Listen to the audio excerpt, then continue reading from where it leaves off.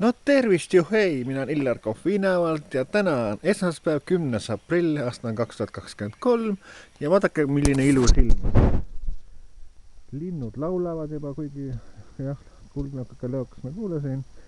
Aga ma teeksin ülevaate hoopis väljaannetest. Nii, tutvustamata on alles aprillikuu ajakiri Müstilised lood, kus on mul intervjuu Artur Raidmetsaga.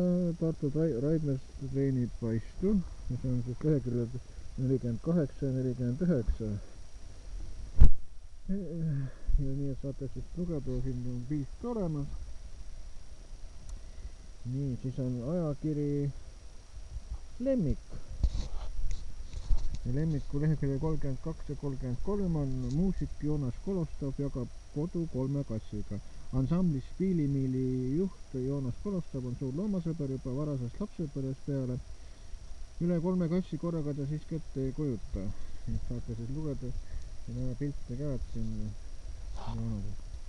ja teine on, et lemmikloom ei pea tingimata kodus elama, et valget maagi allanud saarni mõistavad ka sääsed, kes verivenemise asemel avatud uksest välja lendavad.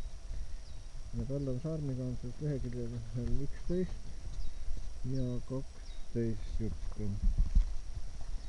Ja siis Lemmiku esikaal on siis selline, on see Arulaga on intervjuu. Nii. Ja siis 6. aprilli 4 teatajad.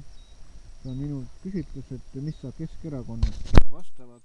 Viktoria Petlem, Einu-Mart Laisk, Allan Saarm, Hannes Vanaküla, Ingrid Staal, Rita Kaljus, kes on inglikaitse.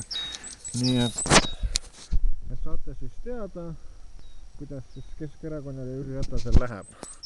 Nii et hankige ka omale siis poest või siis 4 teataja, Lemmik ja saatussaladused ja lugemist oi kui palju. Nii soovitan mina Illar Kohvinavalt.